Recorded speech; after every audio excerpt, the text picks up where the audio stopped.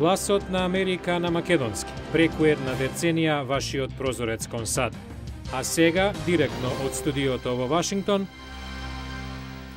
Добро вечер, ова е ТВ журналот Newsflash на Гласот на Америка на македонски, а јас сум Јулија Велковска. На потек, Сенатот денес ќе гласа за компромисот за скратување на владините трошоци и кревање на сумата до која владата може да се задолжи. Синоќ Америката мина во представничкиот дом. Кина пак, од друга страна, договорот го опиша како краткорочно решение што не ја отстранило заканата по светската економија. Започнуваме со блокот вести. Финално гласање за долгот. Сенатот денеска се изјаснува за компромисот меѓу председателот Барак Обама и конгресните водачи од обете партии за кратење на владините трошоци, но и подигање на крајната граница на владино позајмување. Договорот ќе стави крај на неколкунеделната загриженост дека владата ќе го пречекори денешниот крајен рок за договор и не ќе може навреме да ги подмири кредитните обврски. Синоќа предлогот мина во представничкиот дом каде мнозинство имаат републиканците.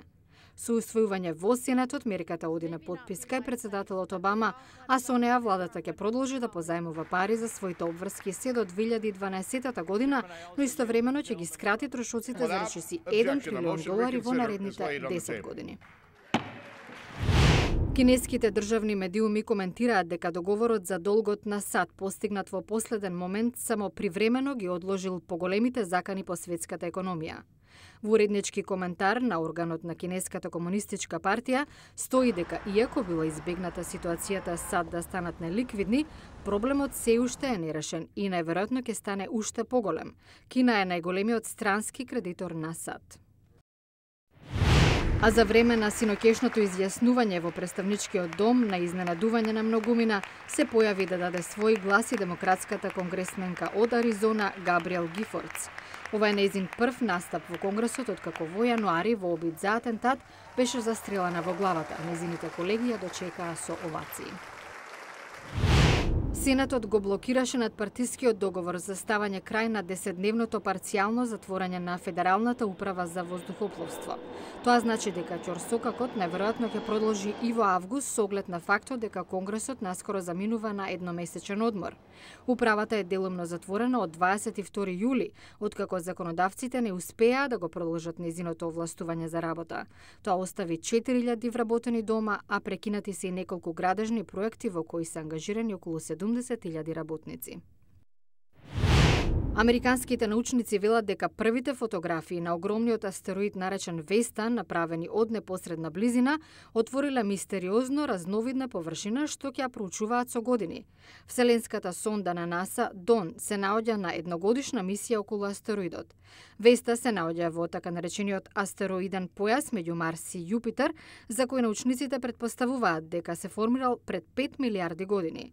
Астероидите од секогаш ги фасцинирале научниците, особено поради прашањето зошто овие карпести тела не се развиле во планети. Во мај 1997 година председателот Бил Клинтон зададе цел за 10 години да биде создадена вакцина против вирусот ХИВ што предизвикува СИДА. За таа цел беше формиран и Центарот за истражување на вакцини при Националниот институт за здравство. Иако помина деценија без да се пронајде вакцината, на поведок се ветувачки откритија.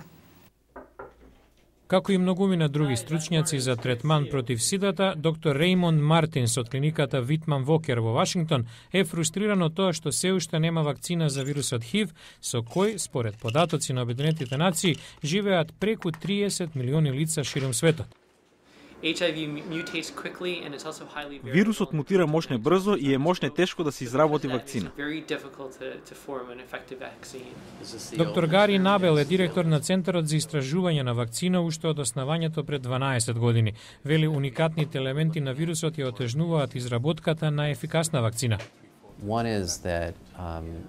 Со секоја поделба на вирусот се менува неговата генетска природа и се добиваат различни форми, постојано мутира. Но има и ветувачки вести. Центарот неодамна успешно действуваше врз слабост на вирусот, дел што никогаш не се менува, и тоа со антитела од луѓе инфицирани од него. Што е уште поважно, научниците успеа да ги клонираат овие антитела во лабораториски услови. Антителата може да препознаат и неутрализираат околу 90% од природните видови на вирусот ХИВ. За ова не знаевме до пред една година.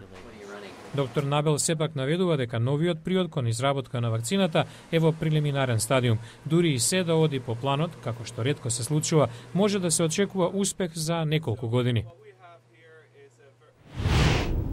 Компанија од Калифорнија произведува нов вид на летало. Не е целосно авион, ниту пак цепелин, но има елементи од обете. Во проектот се користи нова технологија ќе има комерцијална и армиска примена.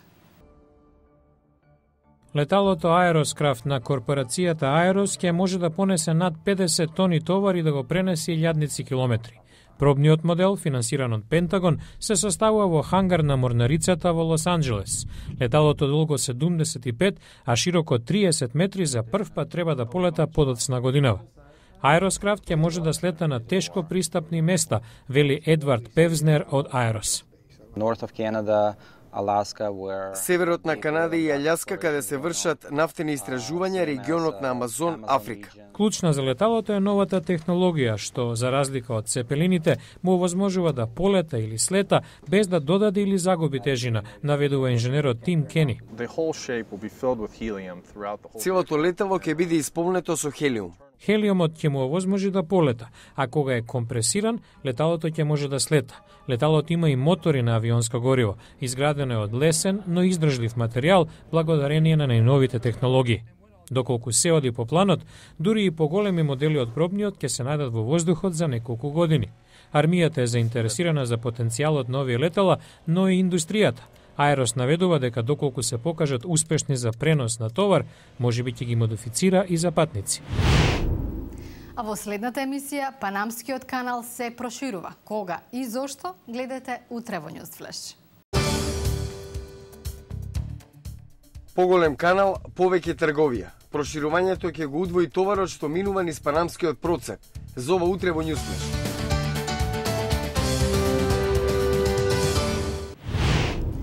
Од студиото во Вашингтон го гледавте Ньюсфлеш на Гласот на Америка на македонски. Јас сум Јулија Велковска.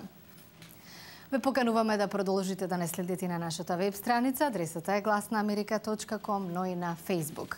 Ви благодарам на вниманието, имајте пријатна вечер и гледајте ни утре.